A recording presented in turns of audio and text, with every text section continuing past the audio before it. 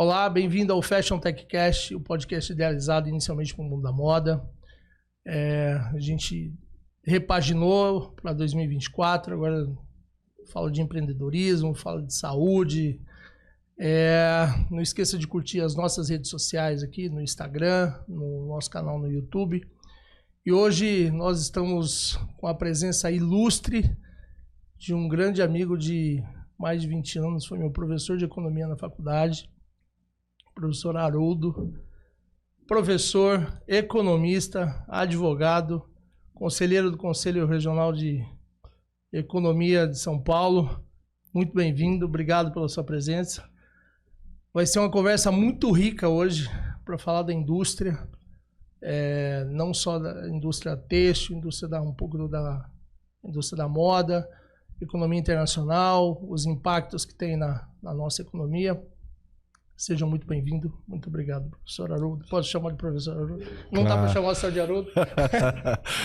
Uma satisfação estar aqui, Alisson, prestigiar você, prestigiar aí o seu canal e todas as mídias sociais que você acabou de mencionar. Vai ser uma alegria conversar com vocês. E eu me sinto honrado, depois de tanto ano ter sido seu professor, ver você assim contribuindo para a economia nacional de maneira objetiva, como está sendo aqui agora. Obrigado pelo convite. Muito obrigado.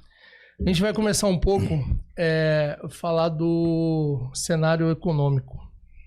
As nossas perspectivas.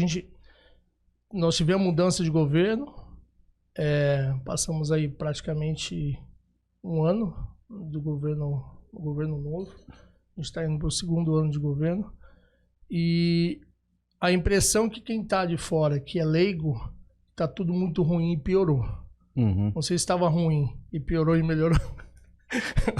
Ou se a gente está numa projeção, numa crescente, e isso faz parte do momento de transformação, de mudança de governo. Queria que você falasse um pouco do panorama econômico no Brasil. Alisson, reitero aqui, obrigado pelo convite, né? A tua análise está perfeita. Você tem uma troca de governo e todas as trocas de governo, especialmente quando você sai de diferentes matizes do espectro político, realmente é uma troca significativa, né?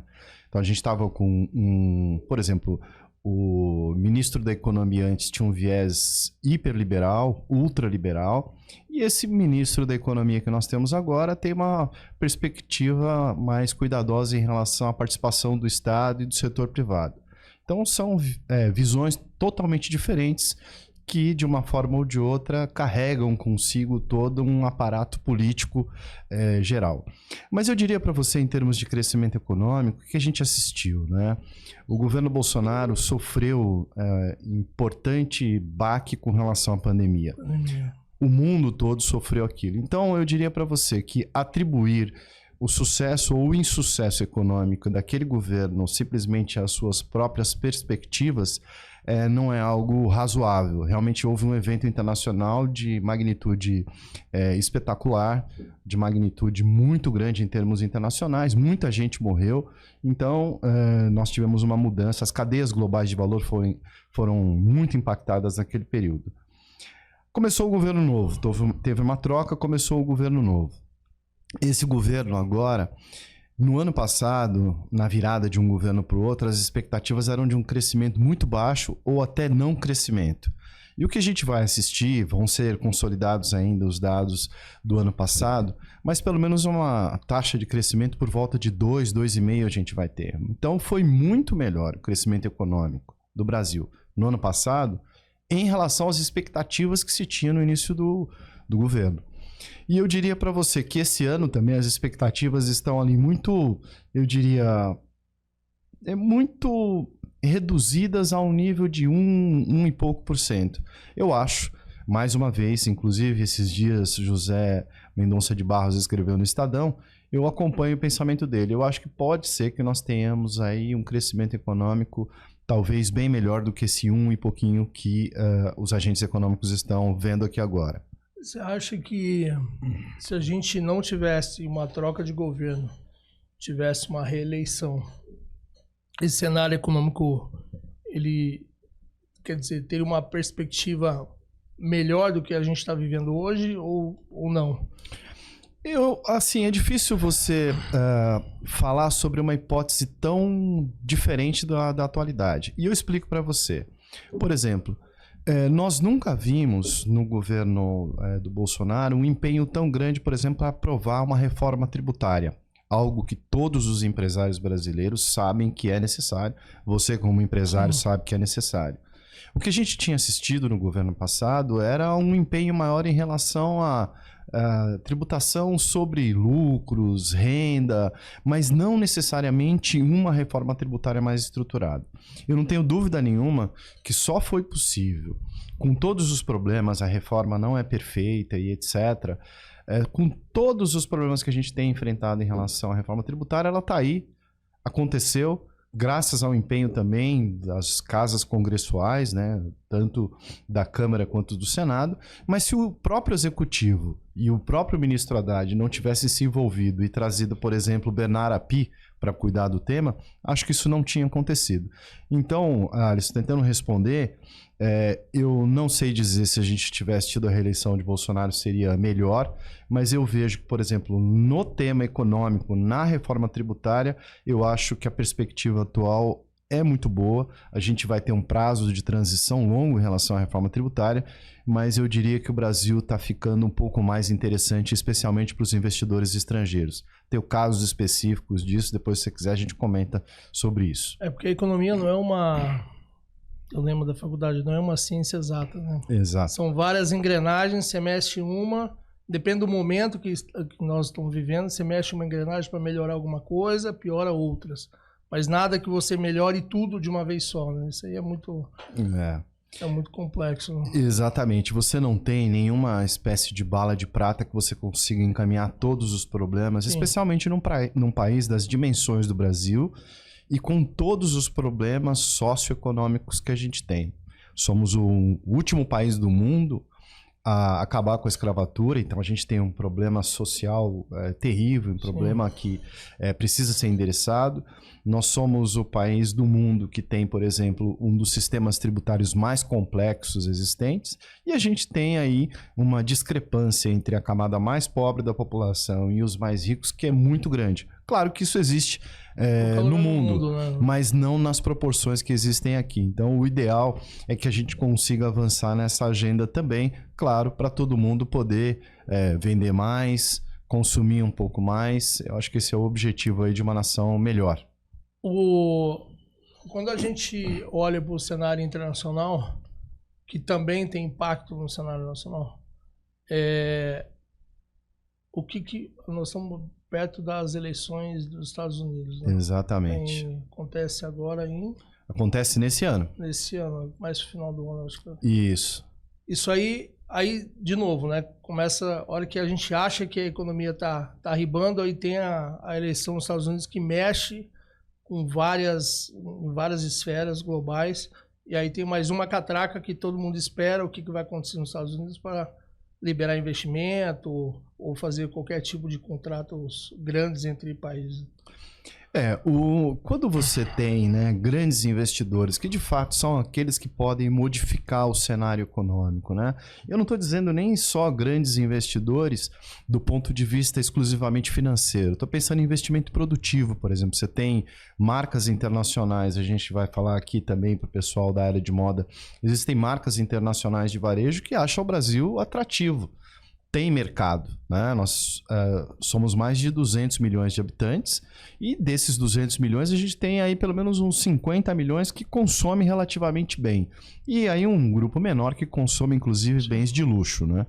Então esses grandes investidores do ponto de vista produtivo, eles ficam aguardando qual é o momento apropriado para fazer esses investimentos.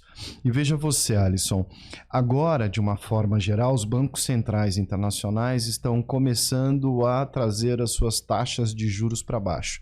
Trazer taxas de juros para patamares menores significa estimular o investimento produtivo. Sim. O Brasil já vem reduzindo essa taxa de juros há algum tempo, ela é bastante alta, etc., mas outros países do mundo têm feito isso agora. Mas com o caso da eleição norte-americana, que você tem um cenário extremamente incerto, em que pode vencer Joe Biden continuidade de governo, ou pode retornar Donald Trump, claro que as primárias ainda vão decidir essas coisas, significam governos completamente diferentes. Então, e lá, querendo ou não, Alisson, a economia deles é da ordem de 23 trilhões de dólares de PIB.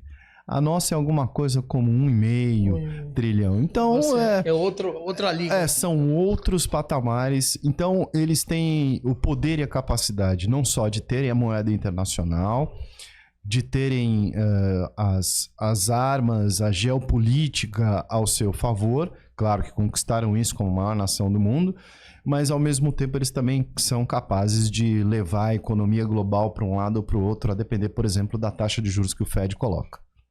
Mas aí nós temos a China, um componente China aí que é o calcanhar de aqueles Estados Unidos, né? Que fala de economia. Né? A hora que eles se juntam do outro lado do mundo, China, Rússia, eles começam a incomodar bastante também, independente dos Estados Unidos. Ele acaba mexendo com a economia global também. Sim, sem dúvida nenhuma. A China, a depender, por exemplo, do poder de paridade de compra, já pode chegar a ser a segunda ou a primeira maior economia global em termos de geração de riqueza. Mas ainda a gente vive um momento em que o protagonismo americano é muito forte. Eu vejo que esta balança global de termos diferentes atores importantes, eu não sei se isso é ruim para a humanidade, talvez seja importante você ter o poder dividido pelo menos em alguns países, né? Mas, sem dúvida nenhuma, a economia global não tem uma única nação que seja determinante. Mas os Estados Unidos têm um poderio muito grande e ainda consegue, de uma forma ou de outra, influenciar globalmente as decisões de todos os países. Agora, quando a gente fala um pouquinho de China, a matéria-prima que vem da indústria têxtil, ela passa de 50% que vem da China, não é? Alguma coisa... Eu diria para você que isso depende muito de qual matéria-prima a gente está falando. Se a gente estiver falando de fibras artificiais e sintéticas, para os nossos ouvintes aqui, né? Isso é importante dizer, né? Todo mundo tá especialista. Então, acho que a gente precisa fazer um recorte antes, aqui, né? Boa. A gente está falando das fibras artificiais e sintéticas, especialmente aquelas advindas do petróleo. Aí sim, a China tem uma participação relevante em termos globais. Aliás, este é talvez a matéria-prima mais importante no mundo, pensando na cadeia têxtil. Mas no caso brasileiro, como a gente vive num país tropical, o algodão e outras fibras naturais que estão sendo desenvolvidas, por exemplo, aqui, importante dizer, no estado de São Paulo, nós temos pesquisa nas universidades paulistas que vão levar, por exemplo, a fibra da banana na região de Registro, uma região aqui relativamente pobre do estado de São Paulo, ou que precisa de desenvolvimento. Essa fibra pode ser uma fibra importante para nos vestir e para trazer soluções têxteis importantes para a gente. Então, eu diria para você, Alisson, que do ponto de vista da importação, sim, a China é o país grande fornecedor, mas não só a China, a Ásia de uma forma geral, mas o Brasil tem uma autossuficiência importante aí nas fibras naturais. E a gente consegue fazer frente aí à concorrência internacional. Mas não, em relação, você acha que consegue fazer frente ao mercado internacional em relação a preço e a demanda, ao processo produtivo? Sim, o processo produtivo de uma forma geral. Qual que é o grande problema, né? A gente tem crédito muito caro no Brasil, que o empresário brasileiro precisa enfrentar. A gente tem dificuldade para pagar imposto. A dificuldade, não estou falando aqui só no valor da carga tributária, mas na burocracia que ela carrega. Dificuldade de contratar pessoal especializado, mão de obra você não consegue atrair porque não tem rentabilidade. Uma parcela importante das empresas não tem rentabilidade, não consegue pagar bons salários para atrair. Claro que existem casos de excelência, etc. Então, todas essas dificuldades, elas colocadas, nos impedem de conquistar mais fortemente muitos mercados. Mas eu diria para você que existem boas marcas brasileiras que conseguem aí participar do mercado internacional. Agora, nesse instante que a gente está falando aqui, tem muitas empresas fazendo negócios com o apoio da Apex, da ABIT, de outras instituições na Colombia Tex, uma feira importante e que a gente tem bons resultados lá. Então eu diria que a grande prova que a gente tem espaço para crescer internacionalmente é que a gente já tem um posicionamento internacional.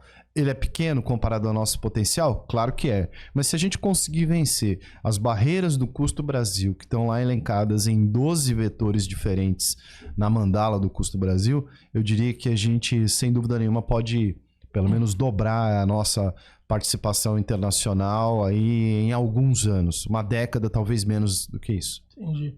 Se fosse elencar aí em top 3, top 4, fornecedores de matéria-prima, de tecido, fibras, tanto naturais como sintéticas, quais são os países ali que estão no ranking ali que fornecem para a maior parte do mundo? A Ásia, fundamentalmente. Você tem muita coisa que vem da China, muita coisa que vem de Taiwan. Você tem Índia também, que tem uma participação. Isso depende muito, Alisson. Isso é importante, a chance que eu tenho de falar aqui com você agora para os nossos ouvintes, né, e espectadores de uma forma geral, é que o complexo têxtil ele é bastante diversificado. Se você pegar, por exemplo, na área de geotêxteis, a gente tem tecidos aplicados para as construções civil, para a construção civil. A gente tem tecido que está aplicado, por exemplo, na área de dispositivos médicos. Então a gente tem tecido aplicado num monte de lugar diferente. E a depender da tecnologia utilizada, nós temos uma plena capacidade de concorrer. Só para te dar um exemplo, eu estive visitando há pouco tempo atrás, no interior aqui de São Paulo, uma empresa brasileira, e eles exportam para 18 países diferentes. Produtos têxteis fabricados aqui no interior de São Paulo. Os caras têm o estado da arte na produção. Então, Alisson, não dá para a gente dizer, claro... Distribuído, né? Não dá para a gente dizer que estes problemas todos enfrentados, eles são insuperáveis. Eles dificultam muito, eles colocam a régua muito alta para o empresário superá-los. Mas tem empresário que consegue, a despeito de tudo isso, ter muito sucesso. Eu vejo... empreender no Brasil já é um desafio gigante, né? Uhum. Tem que ser um... Profissão de risco. Quase isso. E a hora que você vai para a indústria, especificamente na indústria da moda, eu vejo muita gente reclamar. Mas ninguém sai, né? Uhum. As margens são... Assim, se você for muito eficiente, as margens melhoram. Mas é uma indústria ainda, em relação às outras, por exemplo, da indústria financeira, uma indústria... com processos muito manuais ainda. As grandes ainda não, você tem muito maquinário moderno, etc., mas as médias e pequenas empresas têm muita dificuldade para poder escalar isso. Você tem essa mesma percepção da indústria da moda ou não? Está sendo pintado um cenário que não é muita realidade. Eu digo, resumo é assim... Muita gente reclama, mas não quer sair. É ruim, não dá dinheiro, mas está lá, só troca dinheiro do bolso para o outro.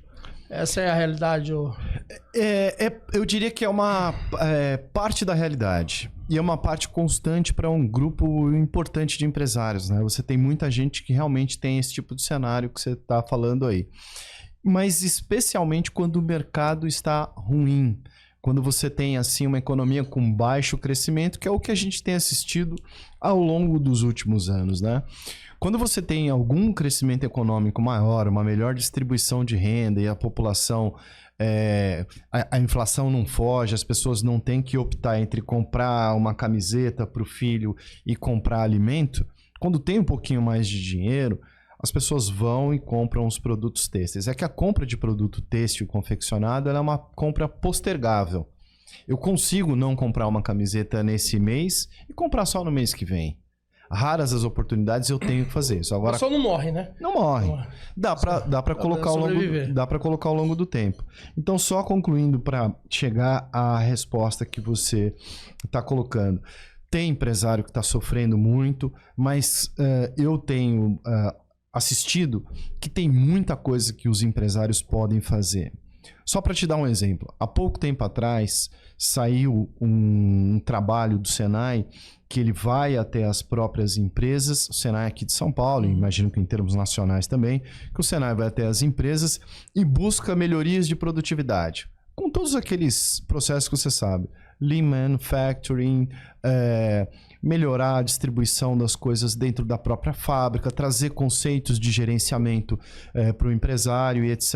Melhorar corte, melhorar todos esses aspectos. Alisson, algumas empresas conseguem melhorar sua produtividade em pouco tempo, na ordem de 40%. Eu acredito. E aí você vê, é um número absurdo, 40% de melhoria de produtividade. O que significa dizer que havia muita coisa naquela empresa que estava fora do lugar. Se você consegue melhorar 40% a produtividade de uma empresa num curto espaço de tempo, é porque muita coisa estava sendo feita de maneira ineficiente. Então eu diria para você, se a gente conseguir trazer um choque de produtividade para grande parte das empresas brasileiras, todos ganham. E ganha inclusive o consumidor, que a roupa para ele lá vai ficar mais barata, ganha o trabalhador, que vai conseguir salários melhores, e em especial ganha o empresário, que a rentabilidade dele aumenta. Eu saí de um evento agora, foram vários insights da feira que teve lá da NRF, que teve nos Estados Unidos na semana passada. E uma das coisas que foi falada é a eficiência em cima de tecnologia. Então, hoje eles olham o varejo, é muito mais caro trazer um cliente novo do que você automatizar os processos e deixar mais eficiente e reduzir o custo dentro de casa. Então, a relação 1 para 1, fora é 1 para... Quer dizer, cada R$1, aqui você acaba perdendo relativo, empata aqui, e aqui você ganha 2. Então, cada R$1 você economiza 2, uma proporção. E a hora que eu vejo a indústria da moda, o nível de processo manual, o nível de erro, de descarte, que a gente já vai falar da questão da descarte de tecido, que foi falado nesse evento também.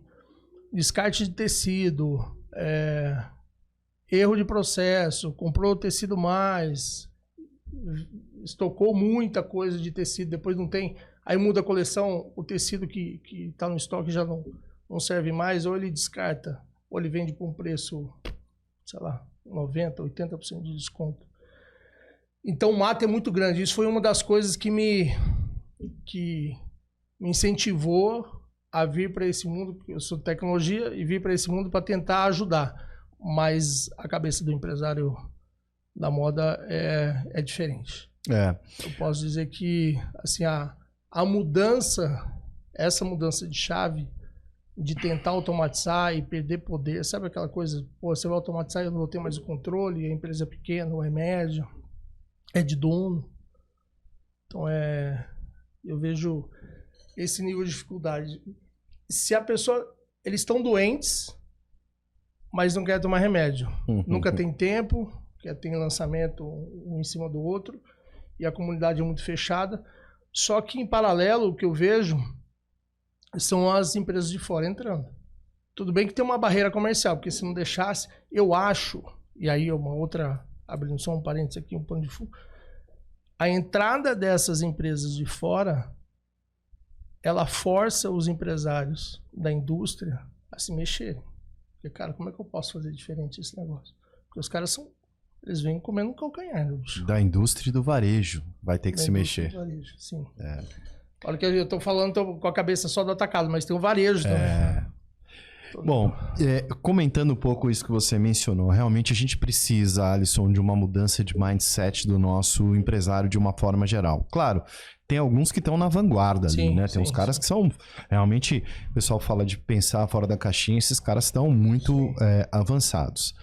Eu vou dar um exemplo de cara extremamente avançado. Tem uma empresa que no congresso da BIT último, que foi feito em Florianópolis, a gente assistiu lá na sede da Federação das Indústrias do Estado de Santa Catarina, um case de uma empresa chamada Vert, que eles fazem tênis. E o cara apresentou o tênis deles lá de uma forma o seguinte: eles têm essa preocupação toda de resíduos menores, de pegada de carbono menor, etc. Mas ele falou uma coisa que realmente mudou a chavinha ali.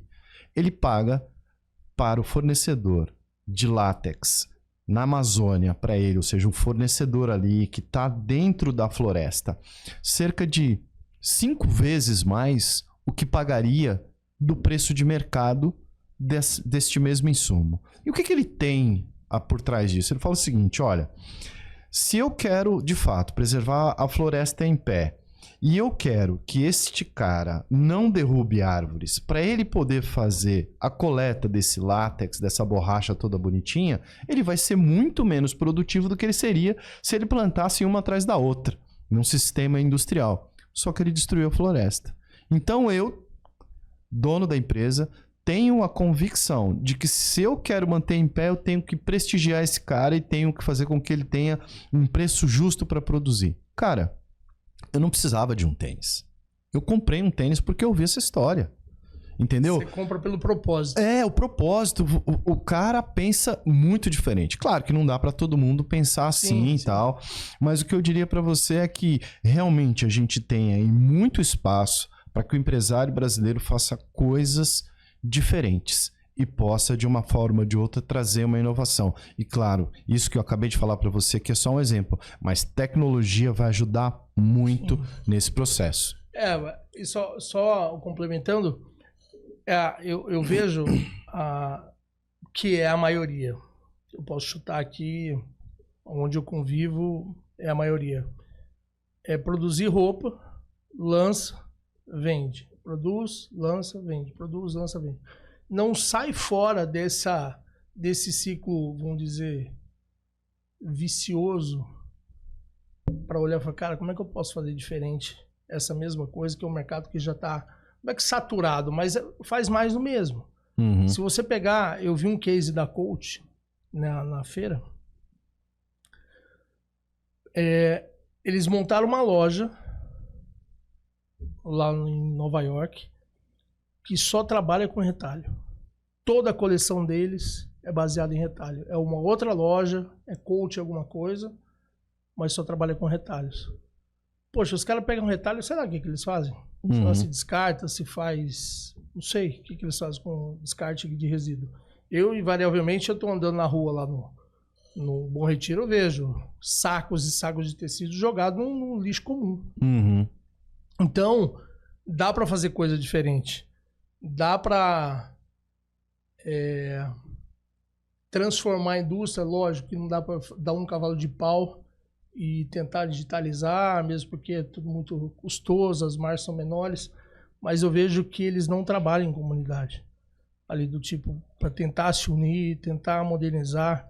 Eu não vejo esse movimento. Você acha, você que está meio mais olhando por cima, você consegue enxergar que existe essa indústria mais colaborativa? Não, você tem razão. É muito diversificado, difuso, cada um normalmente olhando para os seus interesses. Raros os casos. Para nós que trabalhamos e a gente enxerga uma associação nacional, você ainda consegue ver formas de cooperação inteligente acontecendo. Mas normalmente você tem mais o individualismo e tem cada um tentar resolver o seu, porque é um mercado que realmente faz muita gente sofrer. Mas faz muita gente sofrer por inúmeras razões, Alisson. Você acabou de mencionar, por exemplo, essa história do retalho. Cara, você não tem o governo vai lá e coloca norma e coloca punição para você fazer o descarte apropriado do tecido. O ser humano funciona com punição, mas ele funciona também como prêmio. Se você efeito didático. Se você tem ali um estímulo do poder público falando, vamos reunir aqui, estimulando a cooperativa, catadores e etc. Vamos transformar isso aqui num preço mais apropriado, pagar um pouco mais para que isso aqui não acabe parando nos esgotos. Então, a gente não tem muito isso. Então, muita gente fala assim, não, o Estado é péssimo, o Estado só atrapalha, etc. Eu diria que é meia verdade. Tem muitas oportunidades que o Estado pode ser aquele catalisador de soluções comunitárias. E eu acho que, neste caso, a gente pode ter uma solução encaminhada pelo Estado. Vou dar só um exemplo, tá? Comprar matéria-prima virgem ou comprar matéria-prima usada, a tributação é a mesma. Poderia ser diferente. Poderia ser uma tributação menor. Porque você tira lixo. A gente tem que pensar numa economia verde. Acabou de ser lançada hoje a nova política industrial brasileira, que tem mais ou menos essa pegada. A preocupação com uma economia verde, uma preocupação com uma economia regenerativa. E eu acho que com os instrumentos federais, se a gente adaptar isso e trouxer isso ao nível do município, por exemplo, que é onde a gente vive e onde o problema está, quando chove demais e esse tecido vai parar lá na boca de lobo, que a gente diz aqui em São Paulo, é um problema do município, não é um problema federal. Então eu imagino que parte da solução tem que ser feita na comunidade local ali.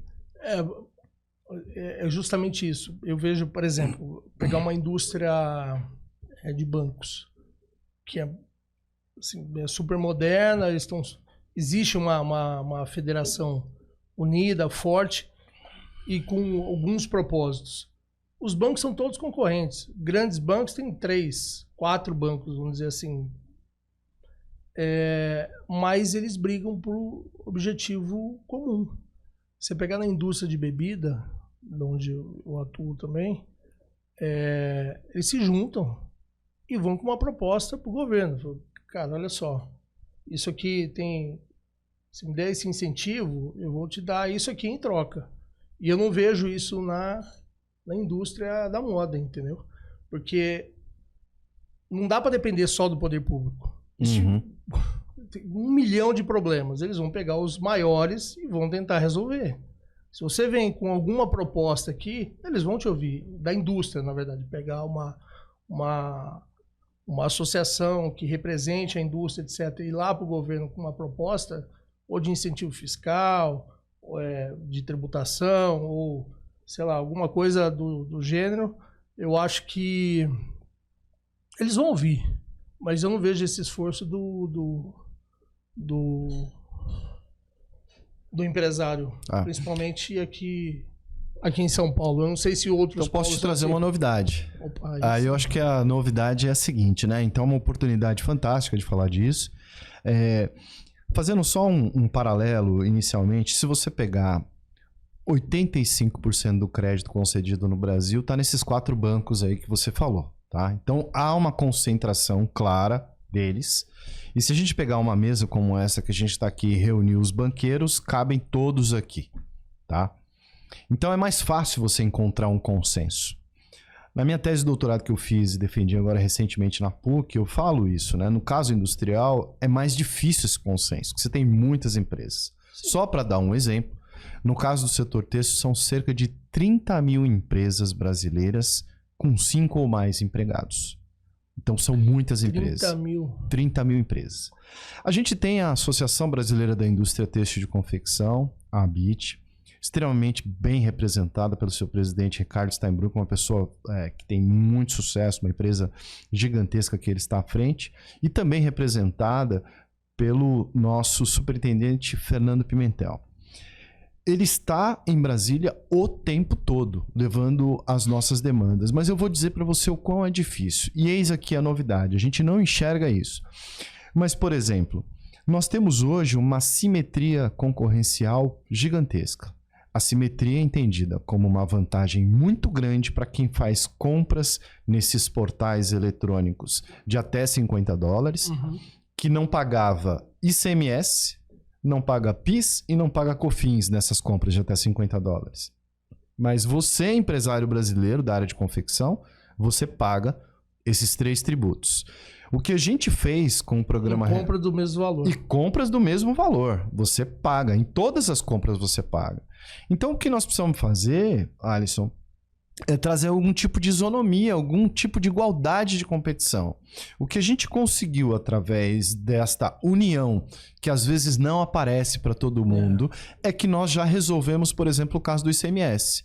Então, as compras de até $50 já precisam pagar.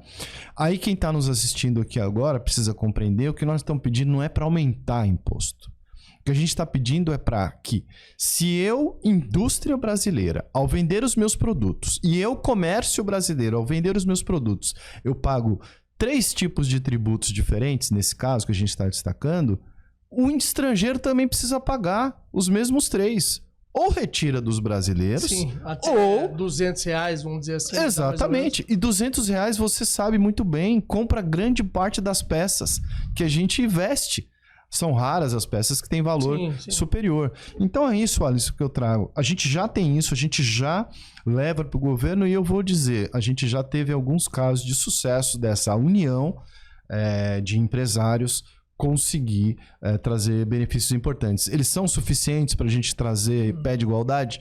Ainda não, mas a gente não luta o tempo todo em todos os aspectos como deveria. Mas no caso de têxteis e confeccionados, a gente conseguiu trazer algum nível de igualdade. É engraçado, né? Olha que o governo anunciou essa tributação.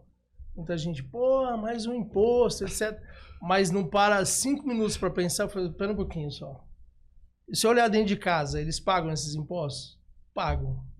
É o que você falou. Ou tira daqui, ou tributa os dois. Porque senão fica uma concorrência aí desleal, né? Desleal, desequilibrada. Desequilibrada. É que eu acho que, ter R$200, pagar menos, daria o que? Uns 18%, 17% mais ou menos a menos. Bastante coisa, bastante coisa. R$20. Isso, R$20. Compraria mais um pacotinho de cueca. Mais uma. Dá pra comprar mais uma peça. Dá pra comprar mais uma camiseta. Então, mas isso é numa compra, né, que você tá falando. Imagina, tem pessoas que fazem várias compras. Sim. Né? E aí dividem em pacotes diferentes. Então, além de tudo, tava havendo um desvio de tributação, uma evasão tributária, uma sonegação, que, claro, a gente não pode admitir. Eu e você pagamos os impostos. Então, o que a gente quer que os outros paguem. Quanto mais gente paga, menos pesado fica para cada um. Esse é o lógico. Olha que você falou da reforma tributária. Tem uma guerra fiscal aí entre os estados. Né? Uhum. Normalmente eu vejo lá na loja da minha esposa, da sócia dela, por exemplo, você compra um tecido, normalmente eles importam via Itajaí, via Porto de Vitória, etc. Sei lá, pagam um ICMS lá, alguma coisa em torno de 4%, 5%. Olha, quem entra dentro do estado de São Paulo, você paga o delta de 5 até 18 ou 17, alguma coisa assim, se não me engano. E aí começam as manobras, né? A empresa vai lá, abre uma outra empresa lá, que vende para essa, e aí começa um nó de... E como é que você está vendo essa guerra fiscal aqui numa nova reforma tributária? Vai ter uma jornada aí de longa de mudança, né? Hoje nós estávamos implementação, desculpa. Hoje nós estávamos no escritório de advocacia falando sobre esse tema, né? A reforma tributária é excelente, não é ideal, evidentemente, mas ela vai trazer, assim, pelo menos ela tem uma perspectiva de colocar fim na guerra tributária, né? Na guerra fiscal, como a gente assiste hoje. Então vai ter um processo de transição, mas o objetivo final é acabar com isso. Que no final, Alisson, todos perdem.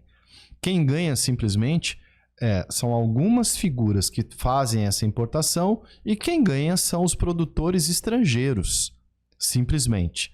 E aí, vamos lembrar, Alisson, a gente tem uma taxa de desemprego que tem caído, etc., mas ela ainda é muito alta. A gente precisa gerar emprego no Brasil. Então, tem muitos destes produtos que nós temos capacidade plena de fazer aqui no Brasil e que eles são importados simplesmente por conta da questão tributária. Então, quando você consegue mirar num determinado período de tempo que esta guerra fiscal deve ser reduzida, eu acho que é bom para o país. E de uma forma ou de outra, Alice, você falou, por exemplo, que deveriam pagar a DIFAL, né? Que é a diferença da tributação de lá e de cá, quando traz... Mas é algo muito difícil do governo operar e do governo fiscalizar. Então eu diria para você que quem paga DIFAL é uma parcela relativamente pequena de todos que deveriam pagar. Então esse é um problema sério do ponto de vista tributário para ser resolvido. Você acha que é pequena a parcela? Eu acho que é pequena, tendo em vista o número de autuações que são dadas em relação a isso e tal, porque certamente eu diria que tem alguns empresários, Alisson, que sequer sabe, né? Ou sabem que deveriam pagar esse diferencial aí de alíquota quando ele traz um produto de lá de Santa Catarina para cá. O que a gente tem assistido é que, por exemplo, no estado de São Paulo, isso não tem sido muito cobrado e a legislação é meio leniente em relação a isso. Então, o produto importado está entrando com uma facilidade adicional aqui no estado de São Paulo. Quer dizer, quando eles emitem a nota de lá, do estado, por exemplo, de Santa Catarina. E é tributado, a hora que vem aqui. Pelo menos o contador foi, cara, tá aqui uma conta, porque esse negócio é facilmente rastreado, né? Emitir uma nota no CNPJ do estado de São Paulo, bila lá o negócio, tem que pagar o imposto. Eu acho que tem que, óbvio, né? Não é nada ilegal. Se o cara cria mecanismos de pagar menos imposto que a própria legislação permite, aí eu não vejo problema nenhum. Faz parte do jogo. Faz parte do jogo e é um jogo bastante complicado. O que eu gosto disso, né? Se tem alguma coisa interessante nisso, é que isso abre um espaço importante para os advogados, para a gente fazer os planejamentos tributários dentro da norma. Sim. Mas realmente, do ponto de vista, olhando maior, né? Olhando, como dizem em inglês, né? O grande cenário, a grande foto, né? Isso não é ruim, não é bom pro país, né? Alisson, voltando lá para as nossas lições da área de economia, quando você tem a alocação de fatores produtivos sendo definida pela questão tributária, isso é muito ruim. A alocação de fatores tem que ser definida por onde meu cliente está, onde minha empresa será mais produtiva. Eu tenho acesso a todos os insumos apropriados? Sim. Então, esse é o melhor lugar para instalar minha empresa. E não você pegar a sua empresa e levar para muito longe de onde estão seus consumidores, os seus fornecedores, fazer a mercadoria passear e fazer a nota fiscal passear. Não é esse o objetivo econômico. É uma má alocação. E hoje é o que acontece. Então, esta reforma tributária, que a gente sabe que não é ideal, ela busca endereçar esses assuntos e provavelmente a gente vai ter um país um pouco mais competitivo simplesmente pela adequada alocação de recursos. Aí você vê isso claramente no poder dos estados, né? Tem estados muito mais capitalizados do que outros estados. Então, por exemplo, você pegar o estado de São Paulo, é uma potência.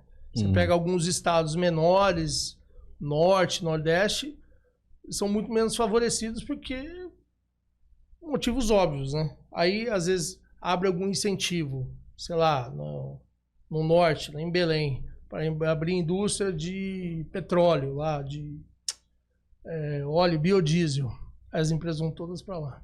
Aí faz um buraco aqui, tem aquele apagão, né? Por exemplo, você tem uma cidade, dependendo da cidade, uma cidade pequena, tem um incentivo no norte, faz um apagão na sociedade aqui, leva a empresa para lá, faz um buraco aqui, não arrecada mais. É igual você pegar, por exemplo, dá para citar aqui, um banco lá em Osasco.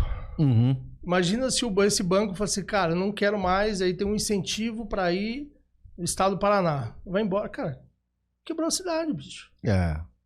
Quebra, porque a prefeitura está contando com aquela arrecadação e a empresa vai embora. Eu acho que isso, você acha que endereça um pouco dessa... Sim, você deu o exemplo aí da Cidade de Deus, que poderia virar uma cidade fantasma, de repente, né? Mas, um grande museu. Um grande museu. Eu concordo com você. Então, mas isso que você mostrou corrobora o exemplo que eu dei da má alocação de recursos, às vezes, simplesmente por conta de uma questão tributária. Não é o caso desse que você mencionou, etc., mas é um exemplo importante, né? Você pode ter a mudança de uma indústria ou de um grande empregador de um lado para o outro simplesmente por conta de uma questão tributária. Isso não é apropriado, né? O ideal é que você esteja próximo ao seu cliente, próximo aos seus fornecedores, para você ganhar escala e competitividade. Esse é o objetivo, né? Haroldo, deixa eu te perguntar uma outra coisa. Você acha que existe colaboração entre estados, falando da indústria têxtil, indústria da moda, do tipo trocas de experiências daqui do estado de São Paulo com o estado, sei lá, do Paraná, do Rio Grande do Sul? Tem essa troca do tipo, a gente está com essa iniciativa aqui, vamos junto pro governo federal ou não? Você acha que cada um vai pro... Não, isso aí, lamentavelmente não, Alisson. O que a gente tem é uma briga por atração de investimentos, nem sempre tão leal e etc. Isso é um problema. Você tem um estado que faz uma determinada melhoria de condição, às vezes de crédito, às vezes uma questão tributária, e o outro vai lá e copia para continuar mantendo suas empresas lá, e não tem essa cooperação. O que a gente vê muitas vezes, Alisson, especialmente aqui na região sudeste, que a gente tem mais exemplos, é quando um estado determinado faz um certo incentivo tributário, as empresas atravessam a fronteira de um lugar para o outro e ficam operando, me dá um incentivo a mais que eu volto, e etc. Tem algumas cidades aqui ao redor de São Paulo, do estado de São Paulo, que são claramente desse sentido. Então não tem essa cooperação entre os estados. O que há de cooperação, às vezes, são entidades nacionais, né? De você levar boas práticas competitivas, concorrenciais e de produção para diferentes lugares. O Senai, por exemplo, o sistema Senai faz isso, né? No Rio de Janeiro tem o Senai C-Ticket, que tem lá uma excelente escola na área de moda e de têxtil. E claro, se você chegar, não sendo só do Rio de Janeiro, eles espalham todo o conhecimento, tem cursos nesse sentido para melhorar a produtividade. Você tem associações como a própria ABIT e outras associações, e estas que dão olha, existem bons exemplos nacionais e internacionais. O congresso da ABIT foi exatamente isso, né? Pegar os exemplos internacionais, as conexões e ver de que forma que os empresários podem se inspirar e ter melhores soluções. Então, tirando essas instituições que são nacionais e internacionais, do ponto de vista dos estados, cada um está defendendo o seu. O que eu não sei se está totalmente errado, né? Eu não consigo fazer esse julgamento agora. Mas eu diria o seguinte: cada estado que tem a sua vocação deveria proteger aquele setor que tem aquela vocação. São Paulo, por exemplo, tem a região de Americana, que é uma região muito desenvolvida, um arranjo produtivo local e que já sofreu muito ao longo de muitos anos redução da sua porosidade, né, da sua capacidade de produção de têxteis, por exemplo, assim como o Brasil todo sofreu. Ela tinha algumas empresas grandes lá, né? Sim, ainda tem algumas empresas grandes e com know-how internacional, mas eu diria para você o seguinte: não fosse essas condições com pouca isonomia competitiva que existem, talvez a gente ainda tivesse um tecido produtivo, aproveitando que a gente está falando da indústria têxtil de moda, talvez mais consistente, tá? Você comentou uma coisa sobre tecido de outras... Depois eu vou voltar numa outra pergunta que eu acabei de lembrar agora. A hora que a gente fala de tecido, as pessoas acham que é só vestuário, né? E não é, né? Não. Você falou da indústria de saúde, que tem as gases, tem vários tecidos naturais que são utilizados para a indústria da saúde, construção civil... Automobilística. Você tem até para geotêxteis aplicados à agricultura. Você tem um monte de soluções, Alisson, de tecidos.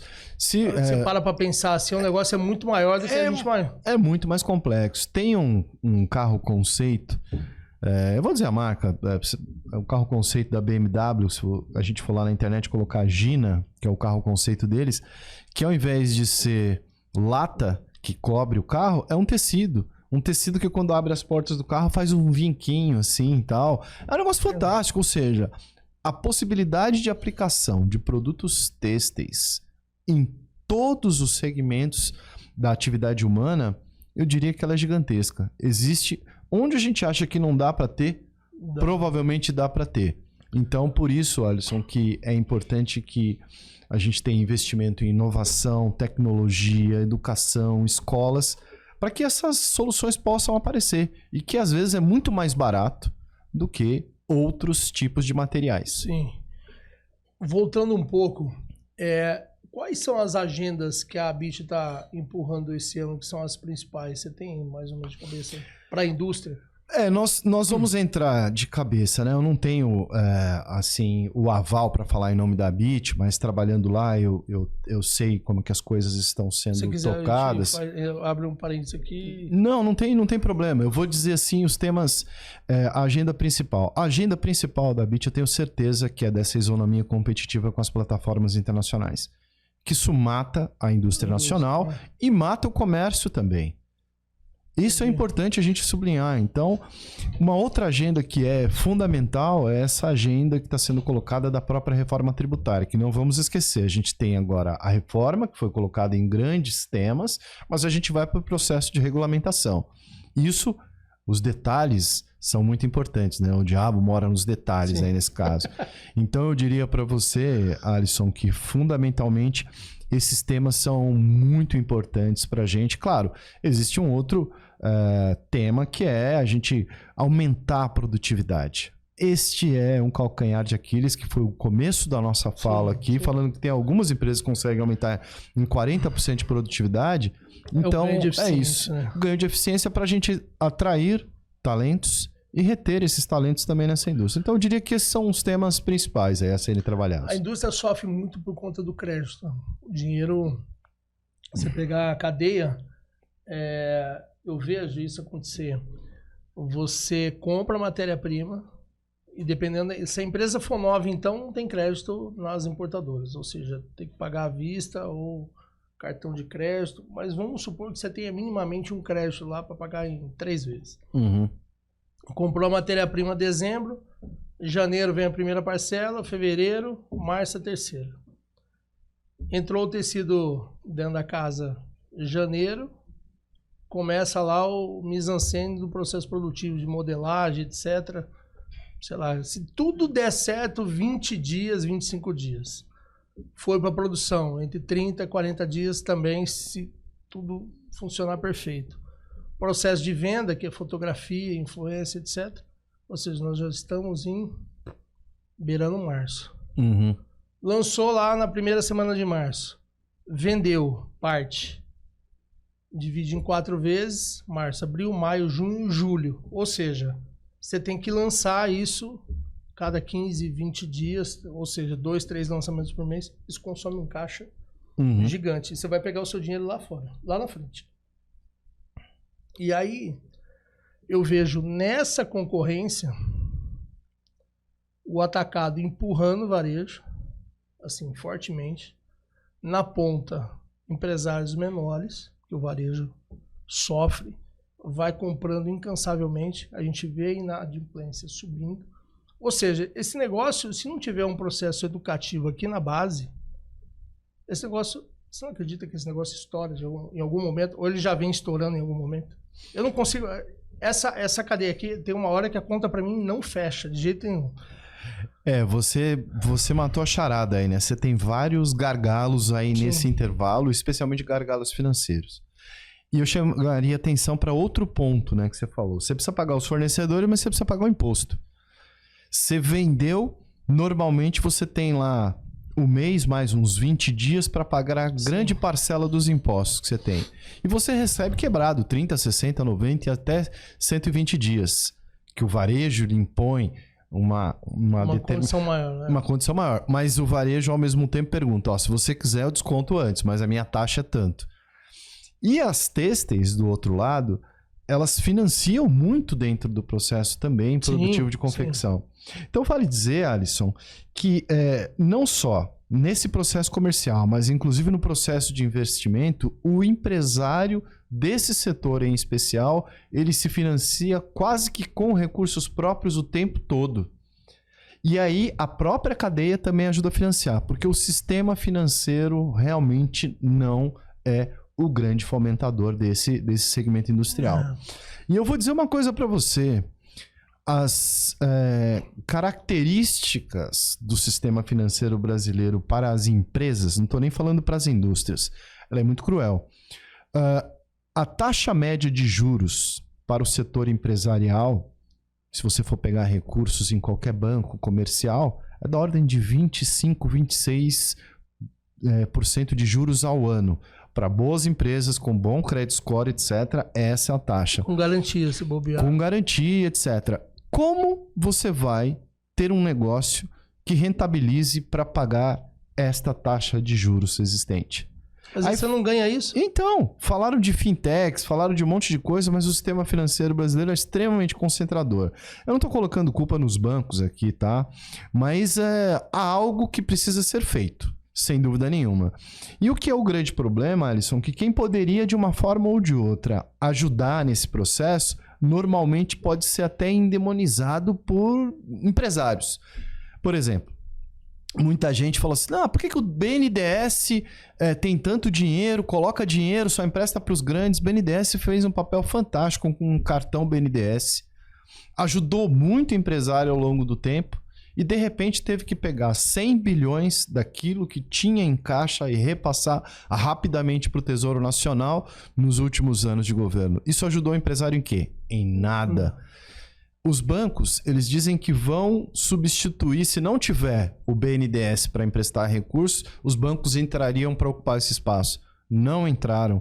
Existe até um paper importante lá escrito no BNDES que mostra, se não me engano, o BNDES ou o IPEA, acho que é no BNDES, que está colocando lá o seguinte, falou assim, olha, a política monetária não é impactada fundamentalmente porque o BNDES coloca recursos no sistema.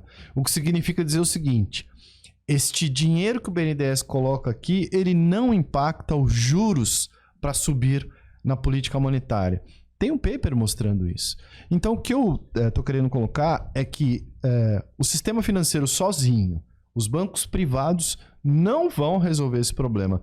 Só vou dar um exemplo para você. Agora, recentemente, a taxa de juros de cartão de crédito até o ano passado era por ordem de 400%, 450% de juros para quem não pagava o cartão no dia a dia, no vencimento normal. Cara, faz sentido? Isso é um escândalo escandaloso, né, essa taxa. Ainda caiu e ainda ficou alto. E o Banco Central falou, bancos, se virem, entrem num acordo e façam uma proposta. Senão, eu vou limitar a 100%, que ainda é muito alto. E o que aconteceu? Os bancos não trouxeram a proposta. Aí o governo teve que ir lá e colocar 100%. É muito alta. Mas veja você, mesmo com poucos bancos, não foi fácil chegar num acordo e trazer uma proposta. Então, o que eu estou querendo dizer, no limite, Alisson, é que algumas coisas realmente a gente vai precisar aí de uma intervenção maior, né, de alguém que não está tão interessado no sistema, alguém de fora do sistema, para tentar ajudar a resolver. Eu não vejo ainda luz no fim do túnel, a não ser você olhando para dentro de casa e otimizando o processo e cortando custo, colocando tecnologia, não tem outra coisa. Ganhando aquela eficiência, né, que a gente estava falando. Porque do lado de fora você não vai ter nada. Uhum. Então, imagina, o cara pega um dinheiro para capital de giro, onde ele deixa lá 20 e alguma coisa, se tiver garantia, 25% ao ano. Uhum. A margem do cara muito eficiente é essa. Ou seja, e tem uma frase que eu ouvi logo no início de uma pessoa que tem uma empresa, tinha, né? Não sei se ainda tem, mas uma oficina de costura.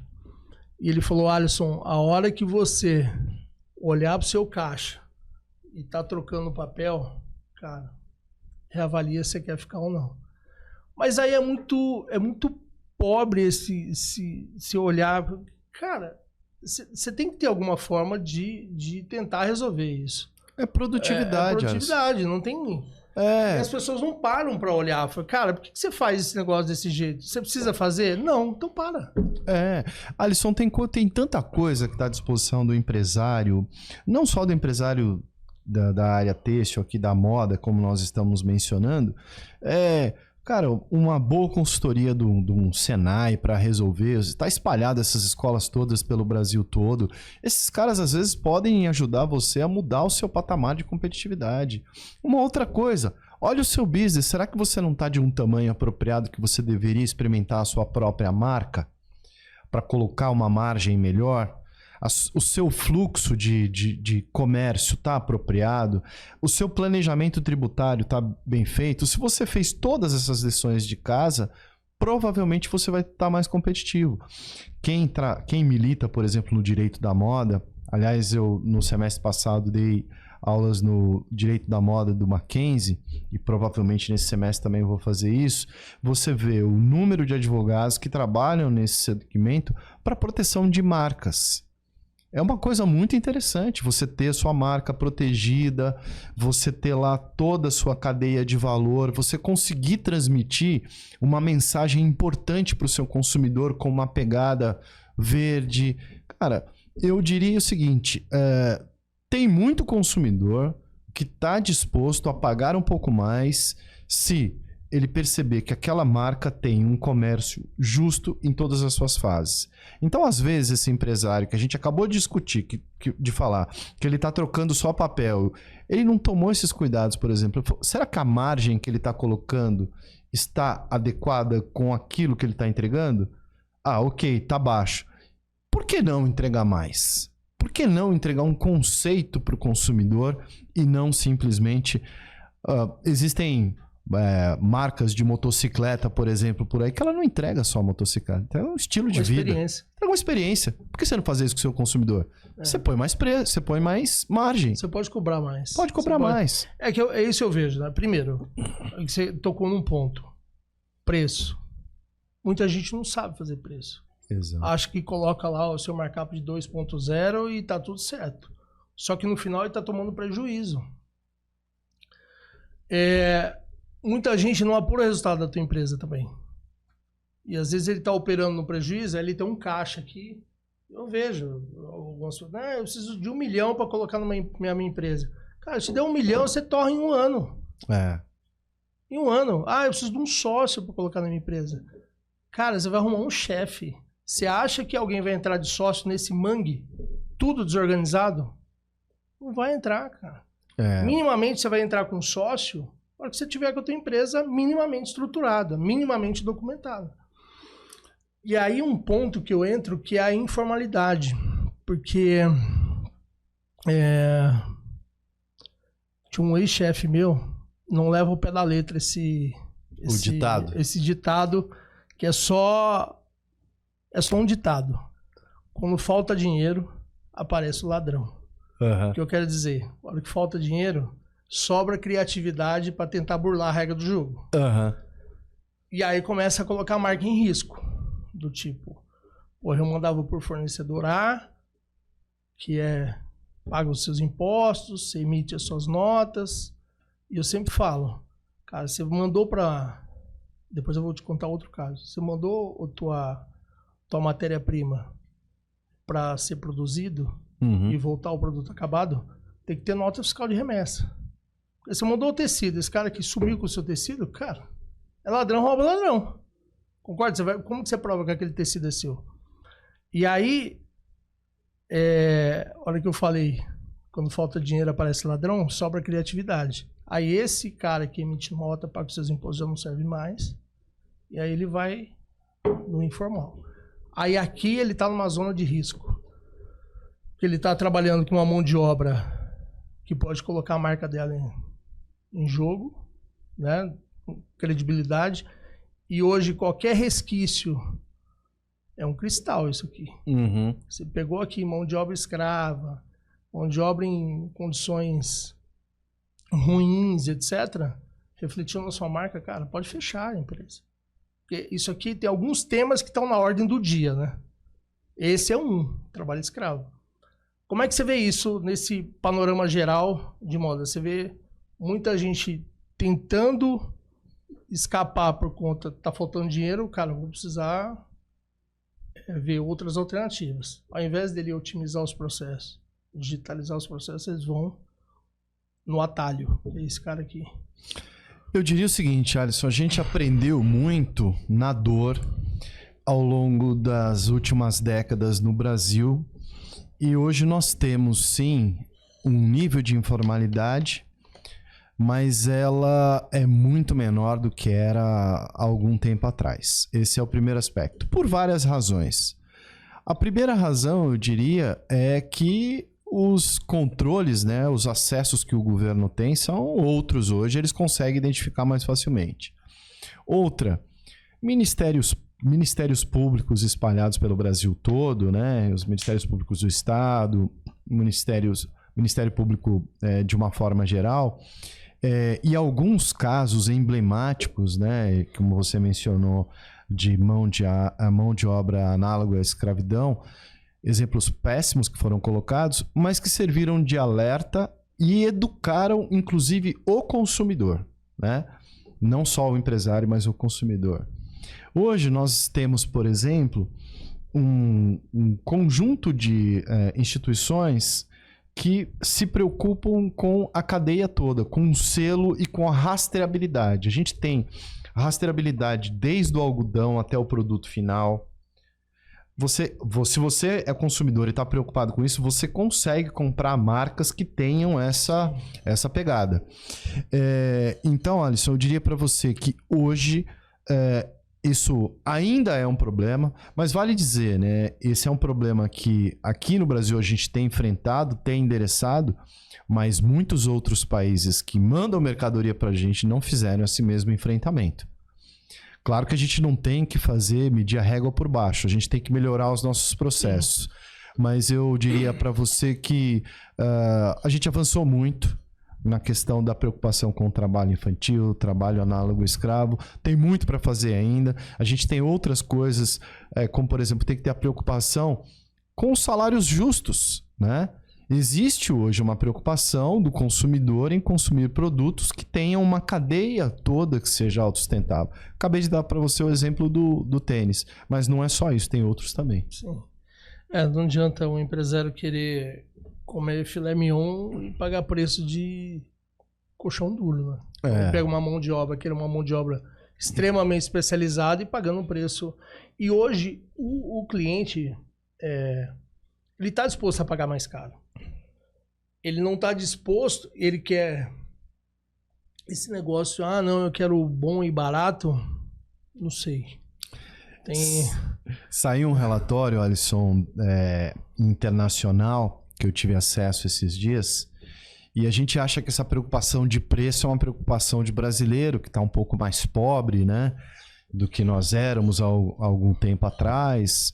As coisas talvez estejam melhorando, mas a gente ainda tem uma população que é relativamente pobre, e por isso a gente precisa melhorar o nível de produtividade para que todos possam receber mais. Mas nesse relatório europeu está dizendo o seguinte: 68% dos consumidores europeus, quando perguntam qual o atributo mais importante na hora de comprar roupa, eles respondem o preço. Então, se na Europa os caras recebem um bom salário, né, uma boa distribuição de renda e o preço é importante, aqui também o preço vai ser importante. O que eu acho que nós da cadeia da moda precisamos fazer, nós como educadores, como influenciadores de uma forma ou de outra, né, como comunicadores, é que a gente tem que mostrar que não é só preço determinante, o consumidor tem que perceber valor. E o que é o valor? O valor é aquilo que eu recebo, aquilo que eu percebo que algo que eu comprei tem. Minha roupa, por exemplo, dura um bom tempo, ou eu uso e jogo fora. Aí ela pode ser barata, se já joga fora. Imagina o problema ambiental. Então, se a gente olha lá, por exemplo, o deserto do Atacama, aquilo é uma tragédia humanitária. A gente concorda com aquilo? Provavelmente não. Então, o que eu tenho que fazer? A roupa que eu for comprar, ela tem que ter valor embutido.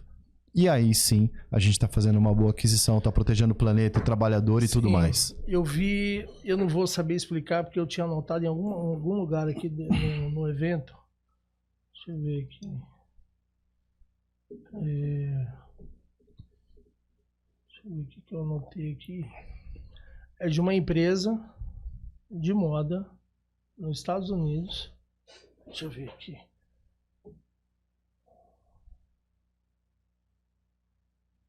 Ela recompra a peça de roupa por um preço, obviamente, muito menor, mas ela garante a qualidade, ela garante tanta qualidade do produto dela que ela compra de volta. Então, isso aí é valor, então não é preço. Exato, ele está preocupado com o descarte daquela roupa. Eu falei, cara, me dá aqui, que eles dão...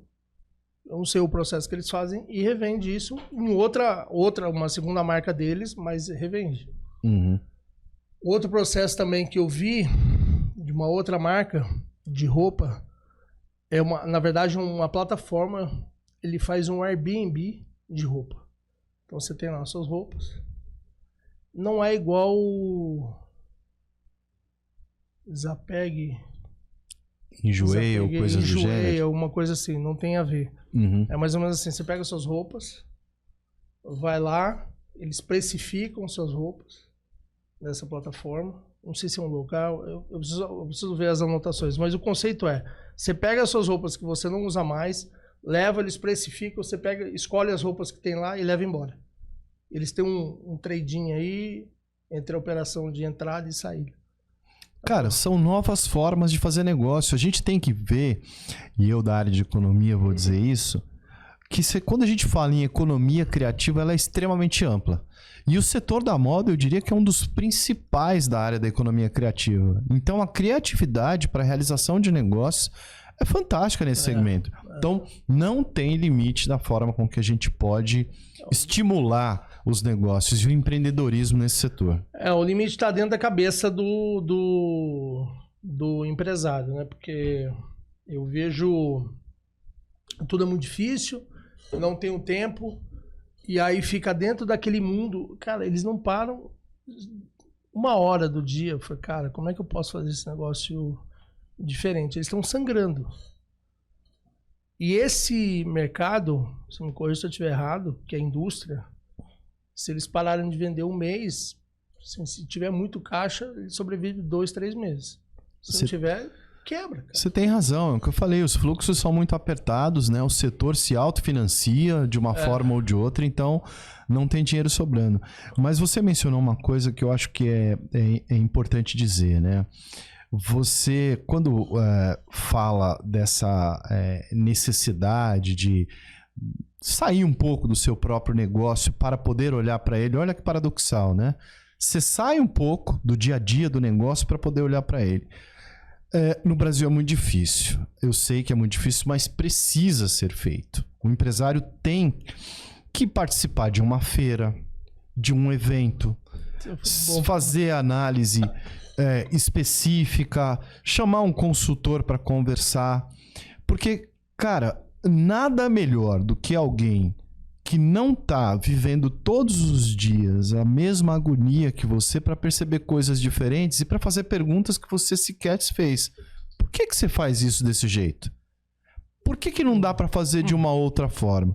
Então, se o empresário conseguir de alguma forma tentar olhar um pouco o seu negócio de maneira estruturada, e nem que seja para chamar alguém para olhar o seu negócio de maneira estruturada, eu acho que isso é fundamental para o sucesso, Alisson. Falou um ponto. Eu não acredito nada diferente do que educação.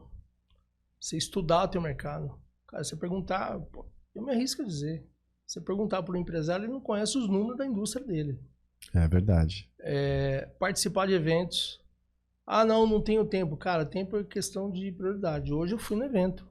Tinha 1 milhão de coisas a fazer, mas eu separei para ir lá. A hora que você parei 2 horas para ouvir. Cara, é um banho de ensinamento gigante. Gigante. São coisas de fora. Os caras acabaram de voltar dos Estados Unidos. A federação de varejo deles é muito forte. Essa feira é uma das feiras mais importantes do mundo, se não for a mais. É a mais importante do mundo. Do varejo. E os Estados Unidos é a economia mais consolidada em termos de comércio e de produção. Eles têm uma outra forma de pensar o mundo. Eu estive lá recentemente, Alisson. Eu fiz passei 1 mês na Universidade de Laverne, na Califórnia, estudando business lá, estudando de que forma os americanos fazem negócio e qual é a forma que eles tomam a decisão para investimento. Eles são fantásticos, eles fazem uma análise de números assim espetacular para poder tomar as decisões. Não é à toa que eles dominam a economia global em vários segmentos. Então, eles sabem exatamente o que faz.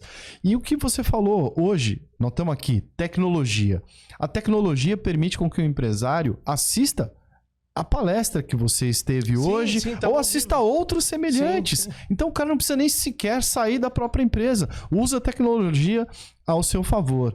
Então, meu caro, eu vejo que o nosso papel como pessoal de comunicação, como lideranças, é tentar influenciar com que o empresário saia daquela rotina maçante, que é difícil. Esse dia, só para dar um exemplo para você, visitei um empresário da área de alimentação. Tem várias lojas aí, várias espalhadas pelo Brasil todo, franquia, etc. Cara, esse cara tem que enfrentar desde da dificuldade com o fornecedor ao pagamento de DIFAL, que a mercadoria está circulando. A gente estava tomando um café, ele saiu para atender um fornecedor, aí chegou o pessoal da área de coleta de lixo, aí ele teve que atender esse pessoal também. Acho que tem a ver com o ego, Haroldo, de tentar centralizar, achar que a empresa não funciona sem ele. E você acha que tem a ver com ego? Eu acho que tem um pouco disso sim, né? Os psicólogos e psiquiatras poderiam nos ajudar mais sobre isso. Mas perder, assim, a sensação de poder e dividir o poder não é fácil. Eu sei disso, eu vejo, assisto, né? Especialmente quando você está falando de empresas familiares. O cara acha que ele montou aquela empresa e ela não será nada sem ele. E se ele não dividir o conhecimento, se ele não preparar um processo sucessório, a empresa não vai ser nada sem ele. Sim.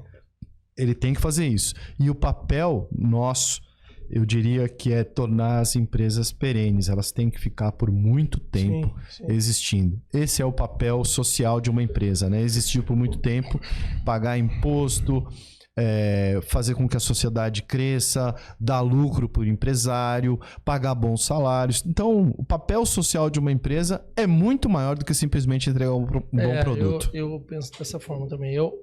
Na verdade, algumas pessoas que eu converso que querem entrar, não só no mundo da moda, que querem empreender, cara, para um tempo da sua vida e escreve lá o prós e contras. Porque empreender não é fácil. Empreender na indústria é outra liga.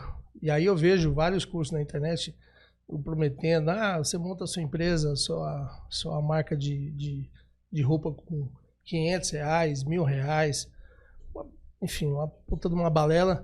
E aí, essa pessoa, e eu falo isso, cara, anota os prós e contras para você entrar nesse mundo, porque é um processo de doação gigante por um período de tempo, mas você tem que saber a hora de sair desse dia a dia, porque você vai fazer o setup da tua empresa, sei lá, 2 anos, 3 anos, vai ficar na operação e você tem que começar a sair.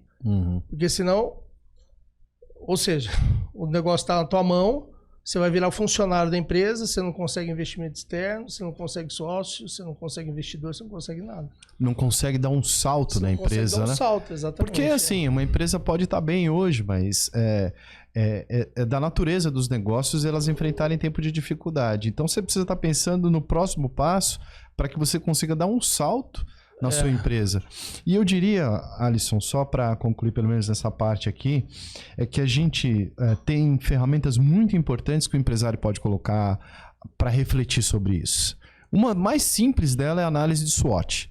Você pega lá as forças, oportunidades, fraquezas e ameaças que o seu negócio tem, dado determinado cenário. Você não precisa de ferramenta nenhuma, um papel dividido em 4. E aí você só precisa de tempo para refletir sobre aquilo. E acredite você, quando a gente fala com alguns empresários, claro, os mais esclarecidos não, mas esses que estão chegando agora, eles não sabem como usar uma ferramenta como essa. Então, gente, um pouquinho de pesquisa, e esta é uma ferramenta essencial, por exemplo, para você falar quais são os riscos do meu negócio. Eu estou, por acaso, colocando dinheiro demais, os custos podem subir. Por exemplo, um risco que a gente tem no mundo agora, e aliás um risco que pode inclusive impedir com que o Brasil cresça esse 1,5% ou talvez um pouco mais nesse ano, mas não só o Brasil, o mundo todo, é que a guerra que está acontecendo no Oriente Médio lá entre Israel e o Hamas e outras guerras que estão acontecendo estão impactando o transporte de mercadorias no Canal de Suez, no Mar Vermelho. Então, os fretes, por exemplo, já começaram a subir fortemente. O que isso pode fazer, Alisson? Ter uma reverberação na taxa de inflação global e os bancos centrais, que no começo da nossa conversa eu falei que começaram a reduzir taxa de juros, inclusive o nosso, não conseguirem fazer essa redução apropriadamente. Então, a gente tem um risco aí. Se eu sou empresário, o que eu faço? Pego na minha análise SWOT e falo, opa, isso aqui é uma É um risco importante que eu preciso tomar conta, eu preciso ficar atento.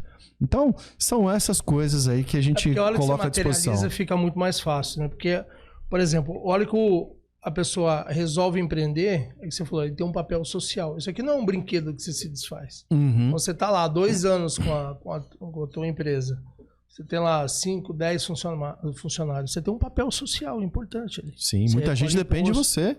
As pessoas dependem de você. E aí começam os atritos. Ah, não, é muito problema. Ah, não, isso aqui não dá. Ah, não, isso aqui também não dá para resolver. Isso aqui, cara. Ah, eu não quero mais brincar. Fecha, manda todo mundo embora. E aí gera um buraco ali social, porque as pessoas vão embora. Aquele ecossistema ali morre. Uhum. Então é muito, muito importante, olha, antes de empreender, colocar seus prós e contras, ver se você está preparado, que a gente nunca está, mas saber dos riscos e tentar mitigá-los. Muito obrigado pela presença. Chegamos aqui, foi uma aula hoje, uma aula. Eu não trouxe meu caderninho aqui, que eu sempre anoto as coisas e acabei esquecendo. Mas foi uma aula, muito obrigado pela presença, pelo tempo, esse banho de loja de conhecimento que é tão raro hoje em dia, né? Você parar 1 hora, 1h30 para tentar trocar experiência, e eu acho que o podcast ele faz muito isso. Tem essa troca de experiência, não só aqui, mas o público que está assistindo. Eu só, como mensagem final, Alisson, queria agradecer a oportunidade aqui, inclusive o pessoal da produção aqui, agradecer a todos vocês pelo carinho e gentileza que vocês me recepcionaram aqui. E dizer o seguinte, a grande missão como professor, como quem atua nessa área, é ver o sucesso das pessoas.